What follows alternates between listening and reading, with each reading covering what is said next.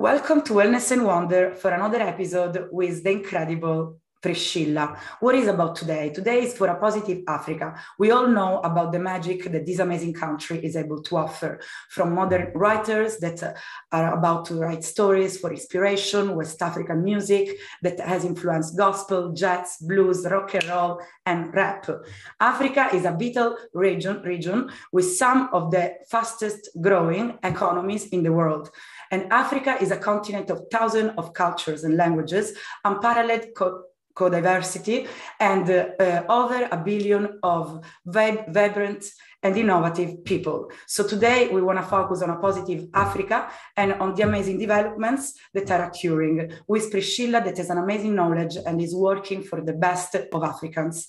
Ciao Prisci, so nice to have you here. Ciao Francesca. Hello, everybody. So nice. So I cannot wait to talk about this amazing topic with you, Prisci. The first question that I prepared for you is, what is the significance of the Africa journey for Africans? Okay, well, hi, everybody. Thank you for this introduction. So I'd like to start with the fact that Africa, first of all, we should consider not Africa as a country, but as a continent which is quite diverse, with between 1,500 and 3,000 native languages spoken in more than 50 countries, different political systems, some more unstable than others, 5 time zones. So it's a very rich, very diverse country. So when we talk about Africa, we should not see Africa as a whole, but as a mix of different countries and cultures. And very importantly, yes. I think it's also crucial to raise that when we speak about development, we should not consider the societal and economical paradigm of the Western world as the only growth model each country in the third world has to aim for. So, for instance, the improvement of the quality of life, it can be achieved in different ways. And the tech industry in Africa is a real opportunity to seek which innovation can be best applied to the characteristics of the African countries without necessarily applying those same innovations that we already know or we're seeking in the West. So true. Yeah, so that was my introduction. About the significance of Africa journey for Africans. So I'll start with a little anecdote. When I was in Central Africa a few months ago, I had a recent speech in a Cameroonian university. And when asked how the students see their professional future, their reply was simply doing business by hacking the system. So it really gives you it's a statement. It gives you an idea of what's the situation out there. So this is basically what I consider being the Africa journey for Africans. Mainly the fact that Africans are not waiting for institutions and governments to change things. They're just, relying on themselves, on their initiative, on their willpower to improve their lives and actually bring hope.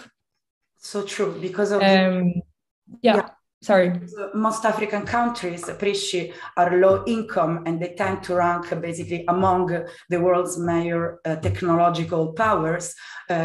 Basically, the conditions under which African states access and use new technologies is beyond their control. So my question now is, what are some of the reasons why African socioeconomic developments still lags behind, even though they have so many opportunities, and what is the destination within what's occurring? Yeah. Okay. So basically, I've talked about this gap between the public intervention and what's actually existing today for Africans. Yeah. So today, answering to your question is very, very complex. This should require a historical analysis. But if we now focus on the current situation, we can observe a variety of causes that hinder the socioeconomic development. And in my view, the most notable ones are the lack of transparency and accountability, the actions of the governments, the divide between countries that are causing recurrent uprisings affecting the political instability, stability. There's also, failed central planning and the lack of access to foreign capital, and a few issues in the education. So in education being really the basis, and I'm going to talk about this further on. Yes, amazing. So now that we are talking about these achievements for Africa, what have been some of the key achievements comparing from the past to the present? Okay, so I have some experience in the tech industry, so I really have this, let's say, perspective and point of view I can use as an example. So first time I started working with Africa was about a decade ago already. And since then, I can myself witness lots of change, a big shift, and about a positive change in the tech ecosystem with an exponential growth in different sectors. So if we want to, just mention a few elements here, there's an increased attractiveness from international investors. I'll give you a concrete example. There's more and more American funds who are actually investing in startups, unicorns in, for instance, Nigeria. There's also a higher credibility and trust in some African countries. And as mentioned before, there's several unicorns that are now paving the way as role models for those entrepreneurs out there. I talked throughout this last decade, and I met lots of entrepreneurs. My network grew a lot in Africa, from Eastern Africa to Central to Western. And so I kind of see the dynamics and the trends. And what I see is that some countries still are lacking of those role models, which are actually so important, because whenever you want to, just start building your business and you're investing in a startup, if you see somebody that has succeeded, then, it gives you some trust, some hope. But if you are yourself in an ocean with no real success or big startup that can actually tell you, okay, you can actually do it and it's feasible and you can succeed, then it's very, very difficult. So it's like, coming back to the French tech maybe 20 years ago, where there was lots of dynamism already, but less than it is today. Yes. So I think I'd like to maybe mention a few figures, because for those who don't know Africa at all, Africa can be wide, but you have absolutely no idea of the population and what's going on really in terms of demographic changes. But just to let you know that today, mobile in general is at the center of the creation and consumption of innovation services. So mobile, you do everything with mobile in Africa. It's quite impressive, actually. So by the end of 2020, there has been 500 million people that subscribed in sub-Saharan Africa to mobile services. So this represents nearly 50% of the total region's population. Wow. So it represents an increase of almost 20 million from 2019. So from one year to the other, you're adding lots of internet, mobile users. Yeah. This corresponds to the population of, I don't know, Chile or Australia from one year to another. So it's quite big. Yeah. And also in terms of trend, by 2025, this number, so from more than 400 million, nearly 500, will raise to up to 600 million. So again, it's like adding the population of Indonesia. So it's huge, and it actually gives you an idea of how strong and how powerful mobile is for Africans to do anything in their lives. So it enables financial inclusion.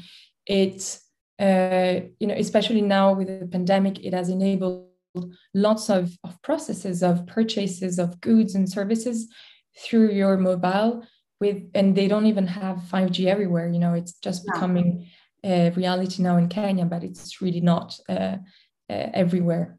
Can we say, Prisci, that Africa is holding the world's earliest record of human technological advancement, going back to ancient Egyptian technology that was actively boosts on many inventions back then too? Yes, I think that we can consider, they do with what they have, l'art de la débrouillardise, as we could say, as we all did, even in Europe. It's just Africa has seen many changes over the last, centuries with colonization that has brought, a different culture. So there's also a different adaptation to things. And, coming from Europe, you are aware of the United Nations model. You want to, as mentioned before, you want to bring your growth model from the Western world, which does not actually always apply. And so it's important that we consider all these cultural aspects of each African country if we want to bring innovation. And also, I think one key aspect of this is an example I would like to give. Africans in general, they never had phones in their household. In your apartment, in your house, you never would have a phone, just a mobile phone. So there's what we call a leapfrog. So from nothing to mobile phones and smartphones. So the smartphone penetration in Africa is quite big out of the total population. And thanks to this penetration of the smartphone, thanks to the investment on the financial inclusion side, today there's lots of purchases that are done through mobile. Again, example, in Kenya, out of the internet users, 84% are using their smartphone to process payments. 84%. In Nigeria, it's 60%, and in France, 38%. So now this is another path of development, right? Yeah. Totally. Thank you for the percentages, by the way. It's so clear, Priscilla. I know. It's incredible, the difference. Yes. We never think about this. And so the digital revolution's ultimate legacy will be determined by not by technology, but by how it is used also. Mm-hmm. That's the tricky part. Thanks for people. Yes. Priscilla, we will have people mentoring all these. How technology is affecting the country, in which terms? Like we were talking about the importance of education, and you know so much, Prisci. Can we talk about it authentically? Yes. So education, again, complex matter.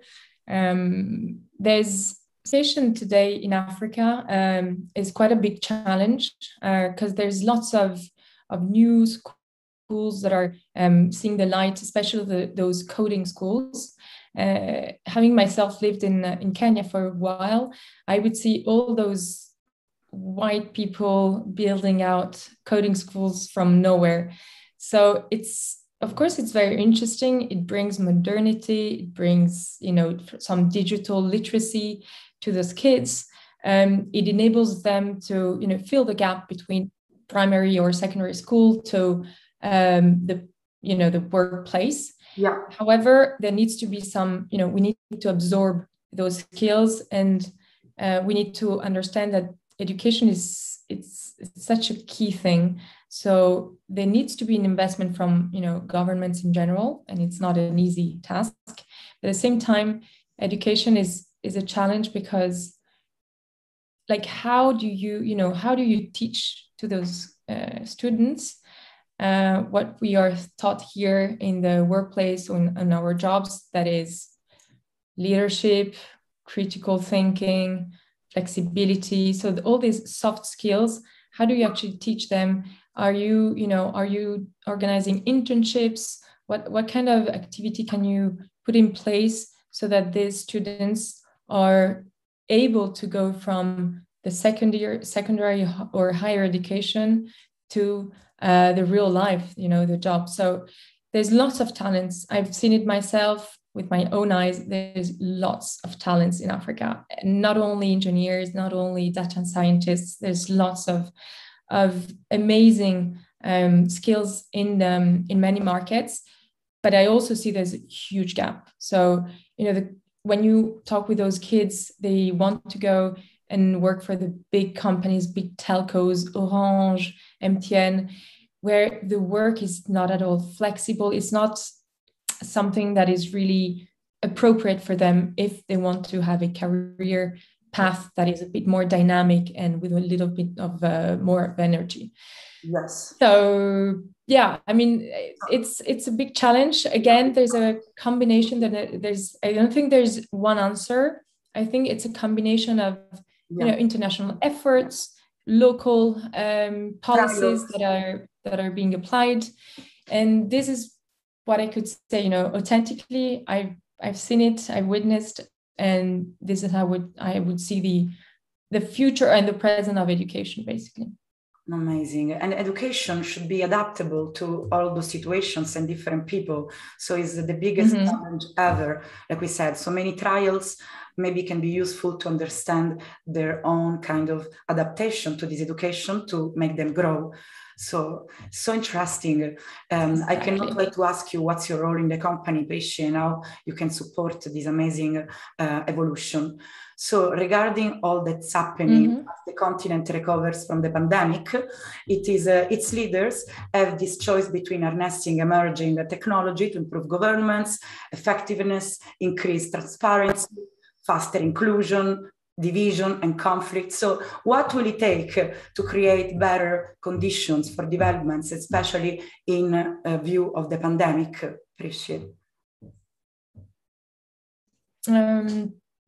Okay, interesting question. I don't think I'm an expert, but again, I'll use my experience in the past years and my work 12 hours a day, basically, thinking and working in Africa. So I think that I really trust myself in the private sector initiatives. So I'd say there needs to be more power given to the private sector. So combining, again, as I said before, like a hybrid model where combining international efforts with local government inputs.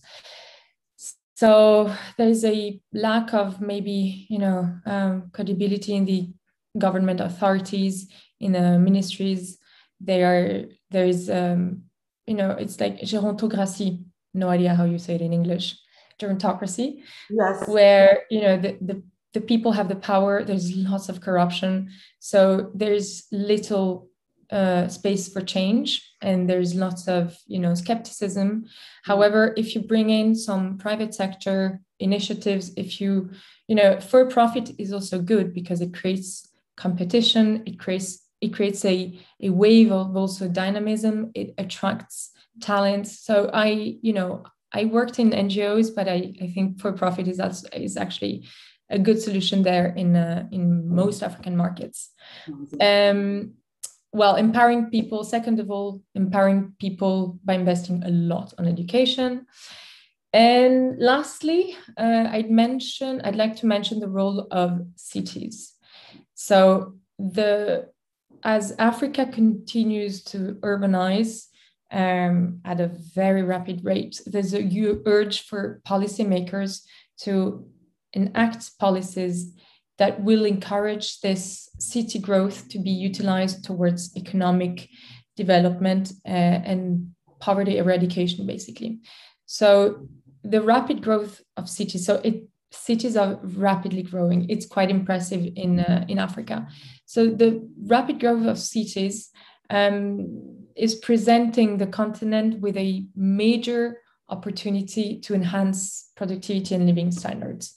In most part of the world, rapid city growth has triggered economies of scale and specialization along with knowledge spillovers.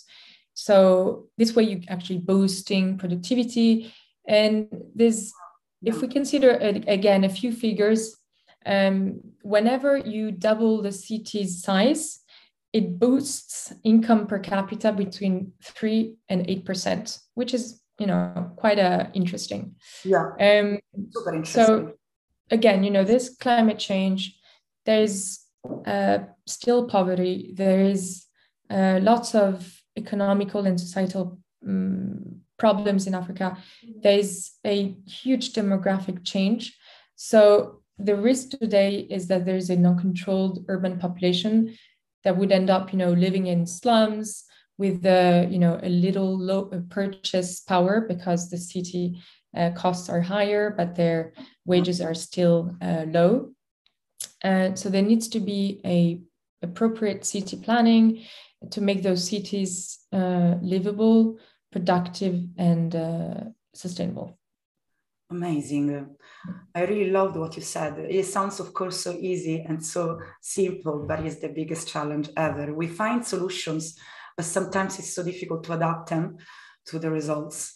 In all this amazing evolution that we are talking about with you, dear Priscilla, what is your company doing? Because when I talk to you about Africa, you always give me a sensation of hope.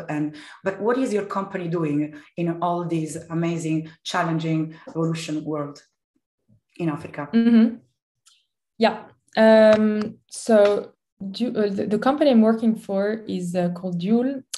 It's basically a fintech, a B2B payment solution, whose mission is to provide businesses in African markets to begin with a fully integrated solution to basically manage all their payments and transactions. So it's a platform which centralizes it all through technology. So there's our DNA's technology really, and we invest a lot on again on talents which are international, and we work remotely. Again, figures. You have to consider that, especially in Central Africa, all payments are 90% cash-based. So you do everything with cash. Even in Cameroon, they say, ils ont besoin de toucher l'argent. They need to touch the money because they need to feel it's real, it's there. And switching to the 100% digital, it takes, a while. They're not used to it. Sometimes they're a bit, again, skeptical towards change and innovation. They don't understand why everything should be on a platform. Are we sure it's safe, et cetera, et cetera. So basically, my company solves basic pain points that businesses deal with today. So tracking their transactions, dealing with transparency, being able to save on operational costs. So this is mainly what we do, and how our business model is basically based on commissions out of any transaction. It's business models that have fintech, most of fintechs today. And fintech is one of the most important sectors in the tech world in Africa. In Europe as well, in the world as well, but in Africa, it really represents a powerful tool for financial inclusion, because people are not, they don't have bank accounts. They don't have bank accounts. So again, from zero to fintech, which is quite interesting in my opinion. So interesting. So yeah. This gap of not having a bank account, but at the same time, this money being tracked, how do you really, what is going on between these? Because I don't understand. Can you tell us more, Prisci? Like, all this money are tracked by these amazing companies like yours, but they don't have a bank account. Mm-hmm. Okay, so what happens basically is that if I'm a company, let's say I'm a retailer, food retailer. Yeah. I need to pay my suppliers. What I'll do is that either I'll pay in cash, or I'll pay through what we call mobile money. So it's another type of system that is present in Africa and in some markets in Asia that enables you to transact, so to purchase through your mobile, and it's basic e-money. So it's basically e-money. But it's real money, you know, it's not Bitcoins, or it's real money. Now the fact is, if I want to pay my supplier and I need to bring him cash, I need first to go to the bank. So I need to go to the bank, withdraw, and then pay the supplier. So this, you already have lost 2 to 3 days. You have to queue at the bank. Sometimes, you know, mobile money doesn't allow, there's like a threshold. So you cannot go up to 2 million francs CFA, which is about 3,000 euros. So there's a threshold, you have operational costs. So today there's many steps that are very physical ones to just do one transaction. So that's the case of a company who is willing to pay his supplier. But then there's also my end clients that would like to pay me, and sometimes they pay me by mobile money, but there's again different ways. Credit cards, but there's a very, very low penetration of a credit card still, or cash. But anyways, at any point, if you have so many processes and nothing is centralized, you have at some point to repatriate everything and to centralize. So this is what many of the payment aggregator out there in Africa are doing today. It enables you to have all this money in a kind of a wallet. It's kind of a bank account, but it's not a bank account. But it's on your mobile, on your computer. You have a dashboard. You have real-time data over any transaction. So you see the supplier that's paying you, and you see your end customers that are paying you. And the same money, you can use it directly, so instantaneously, to pay or to, you know, just maybe doing bank transfers. So it's real-time transactions that are made possible through a digital platform. This is amazing, Prisci. We really love what's happening in Africa. And what's your role in your company exactly? So I'm sure head of growth. You add a value to your job because there is so much passion behind. So let's also remind how important it is to be passionate about our job, because Prisci, you are an example, and it's so important to work with passion because that's the way to add value to it. Passion is also tiring. That is true. FYI. Yes. So, but we Italians are passionate, aren't we? So I'm head of growth, which actually means everything and nothing. But today I'm in charge of two teams. One is sales and the other one is marketing. So through my work, I'm trying to answer the following question: how do you bring more customers by leveraging on Salesforce? And how do you combine this with marketing efforts, both on the digital and offline channels?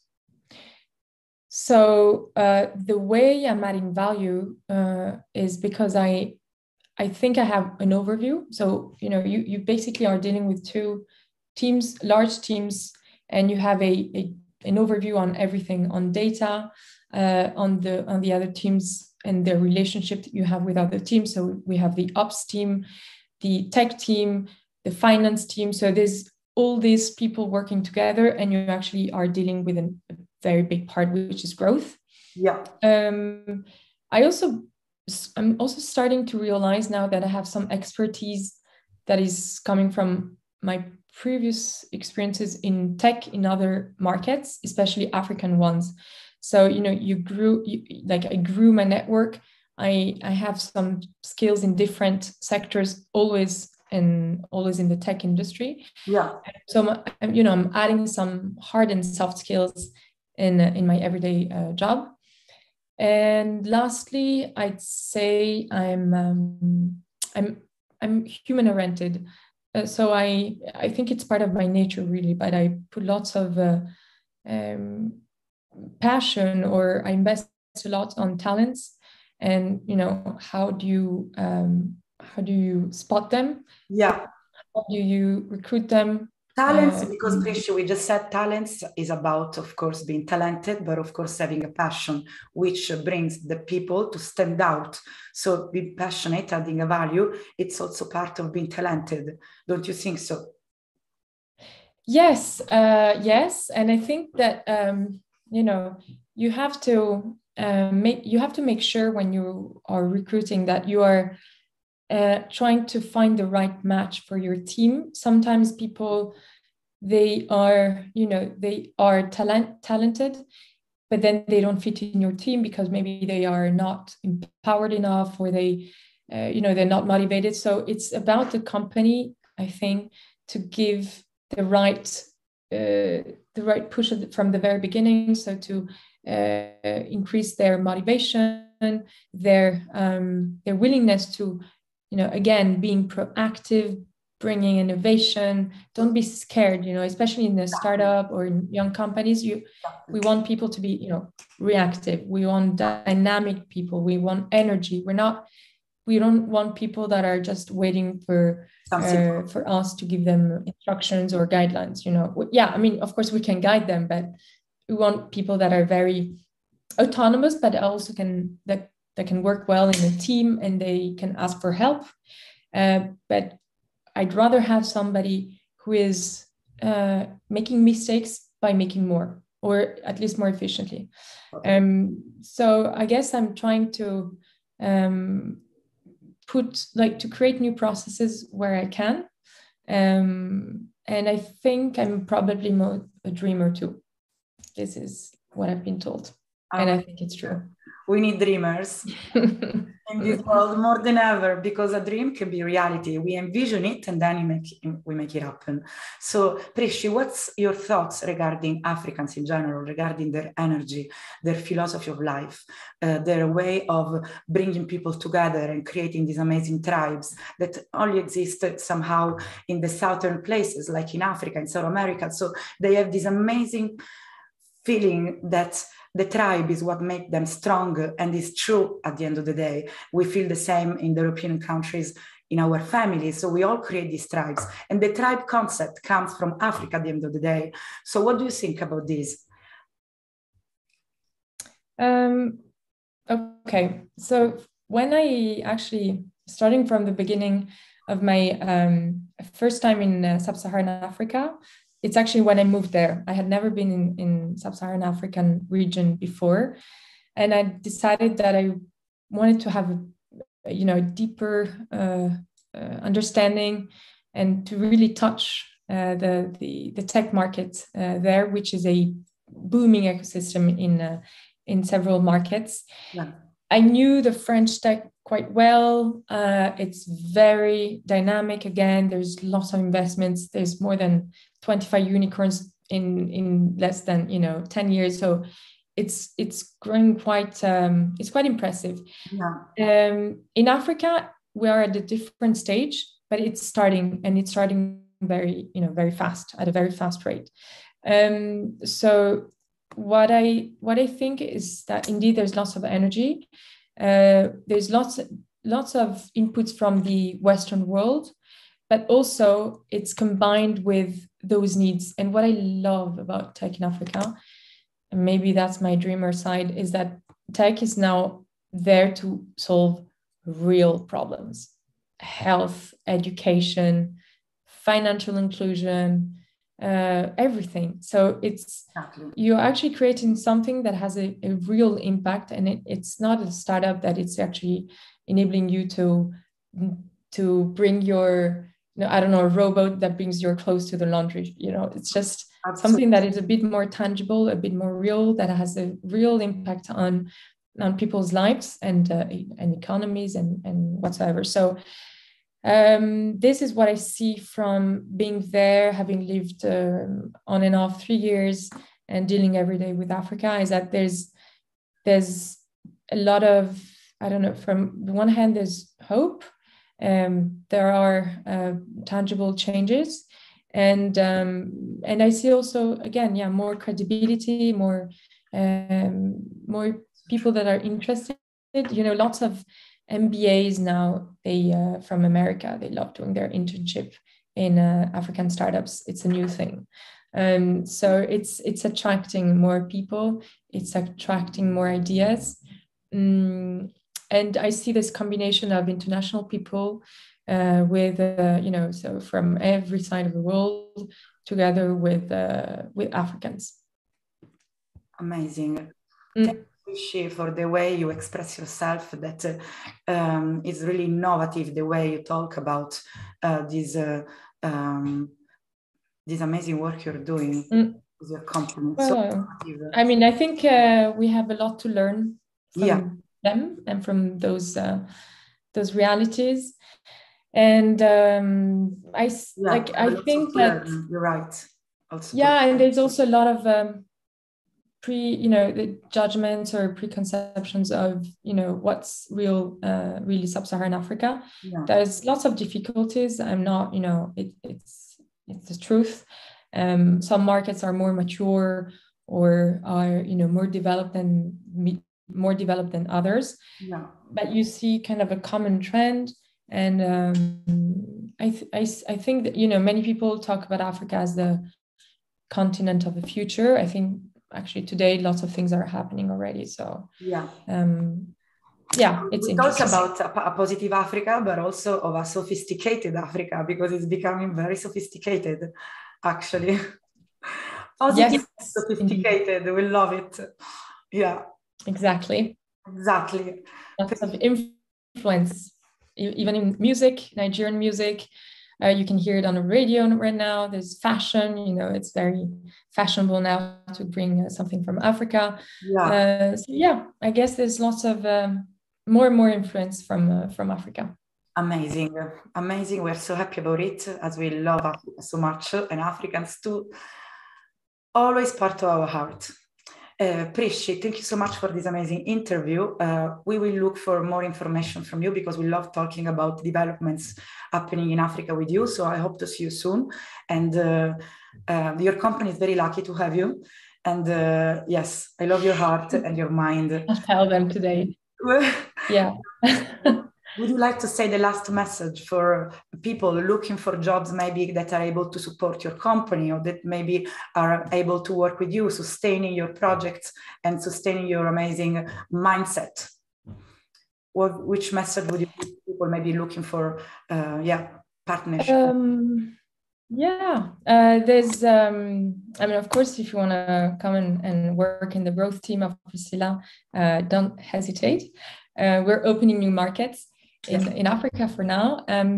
No, I'd say that you have to get use of the fact that Africa is going to be more, increasingly central in many ways in the tech industry.